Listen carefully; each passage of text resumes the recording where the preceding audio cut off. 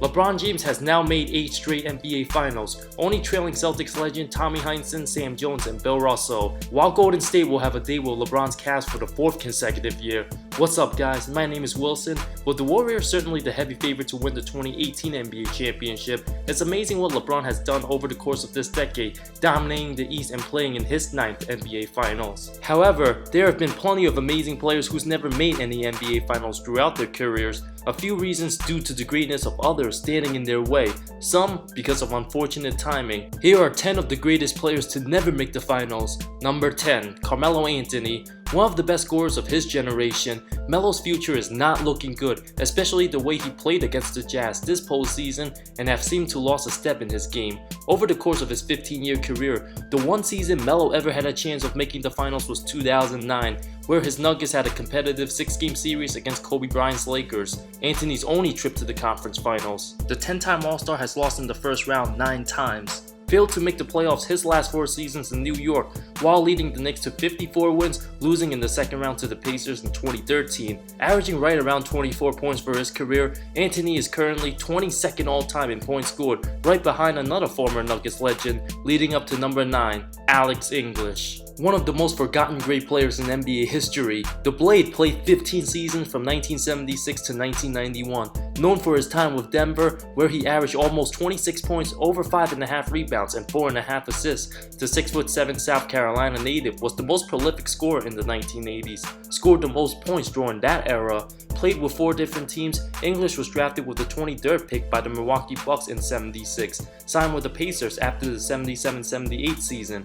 and was traded 2 years later for George McGinnis midway through the 79-80 season. As the best player in Nuggets franchise history, English averaged at least 23.5 points 9 of the 10 seasons at the Mile High, won the scoring title in 1983. In the 85 playoffs, the electrifying scorer led the Nuggets, putting up over 30 a game, knocking off San Antonio and Utah the first 2 rounds, eventually falling to the Showtime Lakers in 5 games in his first and only conference finals appearance. Number 8, Bernard King. Another forgotten all-time great, King, just like English, was an amazing scorer, especially during the mid-80s while playing with the Knicks. King was just never able to consistently stay healthy. Bernard played at least 55 games his first 3 seasons with New York, before missing the entire 85-86 season due to knee injuries, never even having the chance to play a single game with Patrick Ewing, before making a comeback with the Washington Bullets, even averaging an incredible 28.4 points at age 34. Best known for his amazing offense, the Hall of Famer led the league in scoring, putting up nearly 33 a game in 84-85, averaging an astonishing 42.5 points in the next 3 games to 2 series win over the Pistons in '84, put up 22.5 points on 52% shooting for his career. The 4-time All-Star even finished second in MVP voting in '84, behind the great Larry Bird. The furthest King has ever gotten in the playoffs was the second round, getting swept by Philly in '83, while losing to the Celtics in '84 in the 7-game series. Number 7, Vince Carter. Currently the oldest player in the NBA at 41 years old, the 8-time All-Star says he still wants to play a couple more seasons. One of the most exciting players to watch during his Raptors and Nets days, Vinsanity averaged over 20 points for 11 straight seasons, had some of the most insane dunks you will ever see, and is remembered for his amazing showdown in the 2001 semifinals, falling short to Allen Iverson's Sixers in 7 games. Carter was traded to the Nets in December of 2004, had some spectacular moments and highlights with Jason Kidd, but never reached past the semifinals with New Jersey, losing to Miami in 05 and 06 and to Cleveland in 07. Vince had his best opportunity when he was traded to the Magic right before the 2010 season, reached the conference finals for the first time in his career before losing to the Celtics in 6 games. Number 7, Pete Maravich. One of the most iconic players in NBA history, Pistol Pete was way ahead of his time, transforming the game of basketball in the 1960s and 70s with his ball handling ability, phenomenal passing, and shooting stroke. The 6'5" shooting guard is arguably the greatest creative offensive talent the game has ever seen, doing Steph Curry type things way before Curry was even born.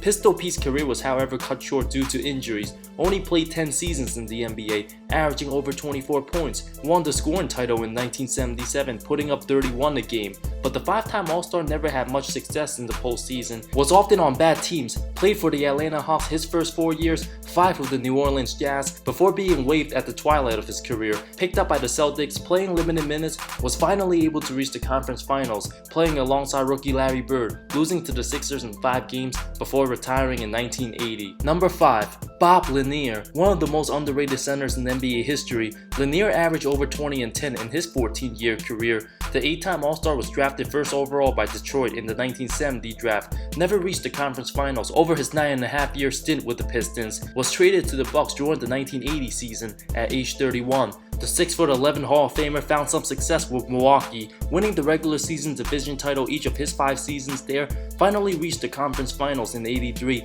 was part of the team that won 1 game against the '83 Sixers in the playoffs, had another chance the following year, falling to Larry Bird's '84 Celtics in 5 games, before retiring at the age of 35.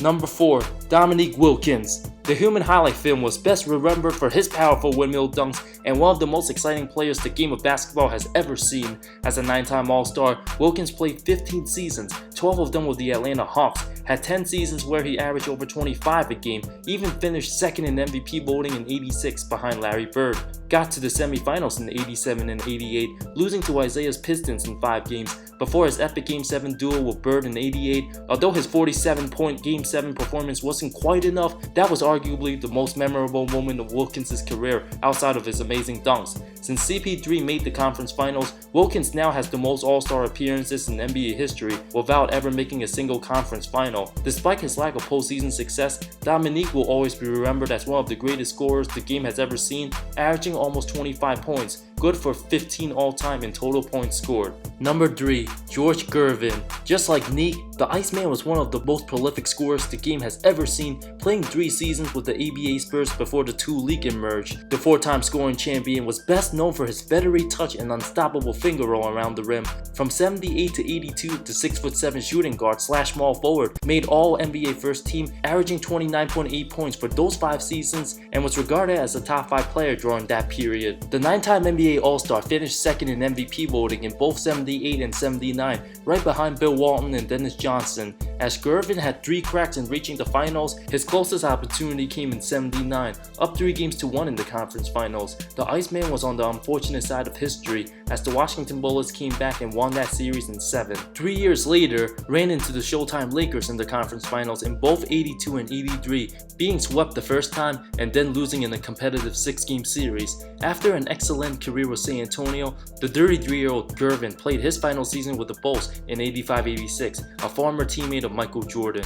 Number 2. Steve Nash. The 2-time MVP is one of the best point guards the game has ever seen. Ranked 3rd all-time in assists, Nash owns the best free throw percentage in NBA history at nearly 90.5%. Had 4 seasons finishing in the 50-40-90 club for most all-time. Nash had plenty of opportunities in reaching the finals, but most of them fell to the hands of Tim Duncan and the Spurs. In '03, Dirk Nowitzki went down with a sprained knee in Game 3 of the conference finals, with the Mavs losing to San Antonio in 6. The Spurs haunted Nash throughout the 2000s, where his Suns lost in 5 games in 2005. In 2007, Robert Horry's hard foul on Nash forced Boris Diaw and Amari Stoudemire to be suspended for Game 5 for coming off the bench. San Antonio would win that series in 6 games. And of course, 2010, where the Lakers got revenge. Ron Artest scored a game-winning layup in Game 5 before Kobe closed out Game 6, giving Phoenix no hope. Number 1. Chris Paul. After another devastating playoff injury, CP3 just cannot catch a break.